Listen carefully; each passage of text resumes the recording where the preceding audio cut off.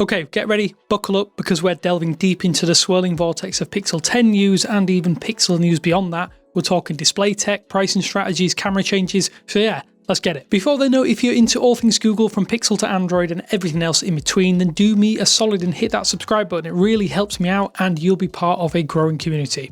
Cheers. Okay, so let's kick things off with something that could be a real game changer for those of us with sensitive eyes, although I say those of us, I'm not one of those people. Basically, we're talking about display technology. It appears that Google is finally taking steps to address a long-standing concern of Pixel displays, PWM dimming.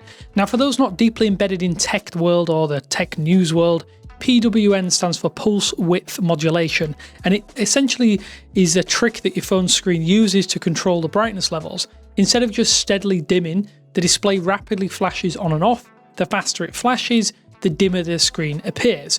For most people, this is perfectly fine, and it's how OLED displays have generally worked over the past decade or so. However, that flashing can cause eye strain for some people, headaches, and even nausea in some individuals themselves. It's a real issue, and it's actually something that I know people who actually suffer with. It's one of the reasons why they prefer LCD screens. It's also something that other manufacturers have been actively working to improve over the past few iterations of this display technology. Basically, the higher the PWM dimming, effectively measured in hertz, the less noticeable the flashing and the less likely it is to cause you problems when you're using the phone, or even tablets, because some tablets have OLED displays. We're seeing other companies make big strides in this area. Basically, brands like Honor and, for example, are implementing incredibly high PWM dimming rates in their own displays. Even more budget-conscious models as well from Honor are doing this. Some of their phones boast rates in the thousands of hertz, which is a significant leap forward. Even Samsung, a major player in the display market, makes some of the best displays going, has been increasing its PWM dimming rates. Google, though, on the other hand, has lagged a little bit behind. The Pixel 8 Pro, for instance, it had a high PWM rate that was considerably lower, though, than some of the competition on the market. But finally, it sounds like that might be about to change, and the word on the street is that Google is teasing display improvements for future Pixels, with the Pixel 10 series looking like the first in the line to get this upgrade. While Google hasn't explicitly stated this, they've acknowledged that they're aware and are investigating how their displays affect users who are sensitive to PWM, and they've hinted that updates later this year, or hinted at updates later this year. To me, that strongly suggests that we can expect to see high PWM dimming rates in the Pixel 10 versus the Pixel 9 series. And now it's technically possible to address some of this with software tweaks. I know a lot of you will probably be thinking that, but the real solution is one that truly eliminates the problem. That just lies in hardware improvements. So all eyes on the Pixel 10's display panel itself. For those of you out there who suffer from issues with regards to the PWM rate, yeah, you might have some light at the end of the tunnel, as it were. There is also the possibility that Google might include some software settings to help mitigate the issue, potentially going with a software update to older phones and existing phones and then those future devices, similar to what Motorola has done. We'll probably get more clarity on this in the coming months, especially as we get closer to the expected launch window for the Pixel 10 series, which is typically around August now, as it was actually reintroduced last year to that August launch period. So let's just shift gears away from the displays and wade into the often murky waters of pricing rumours. Over the past few weeks, a new report has, and I'm going to use the word messy here because it's a messy suggestion that Google might be shaking up its pricing strategy for the Pixel 10 lineup. This report cites sources familiar with Google's plans and makes a few key claims. Basically, the smaller Pro Pixel is going to be here to stay, at least for the foreseeable future, which I know a lot of people will be very happy to hear, with plans to keep it at least in the lineup all the way up to the Pixel 13 series in 2028.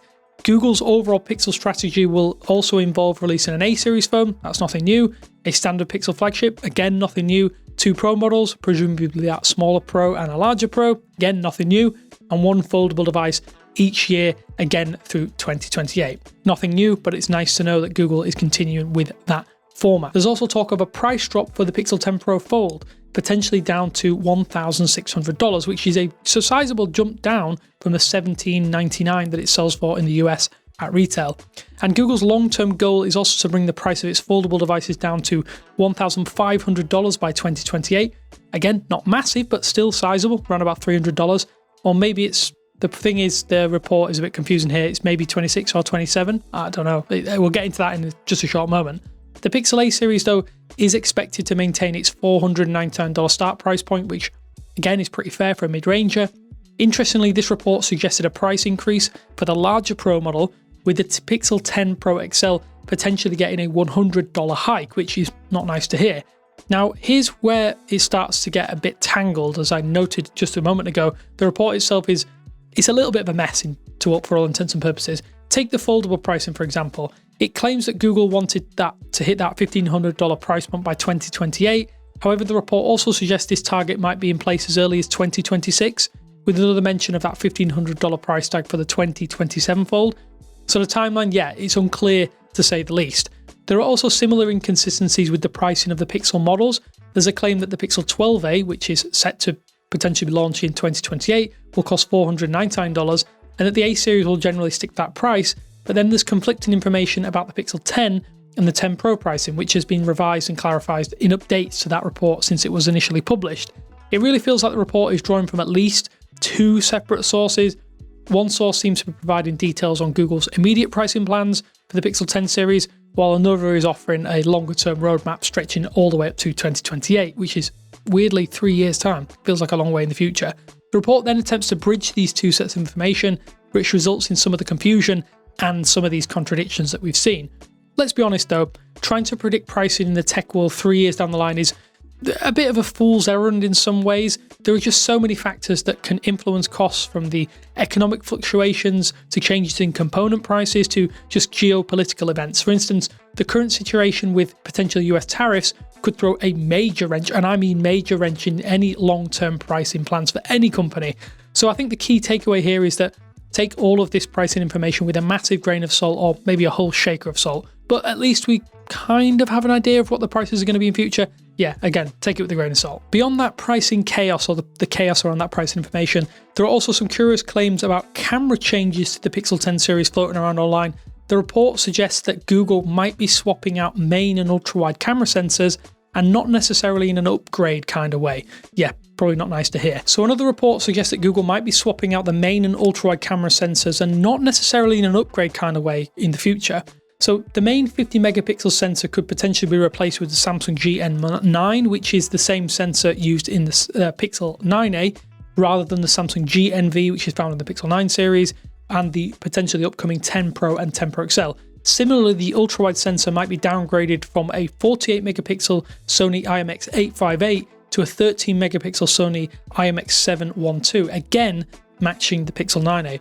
And to us, that's a rather perplexing decision. And if it turns out to be true, it seems odd to equip a flagship, or the base flagship Pixel 10, with the same camera sensors as a more budget-oriented Pixel 9a, especially since the standard Pixel and A series phones already share a fair amount of overlap in terms of hardware, design, all that kind of thing. So yeah, it's another rumour that I'd advise taking with a healthy dose of skepticism.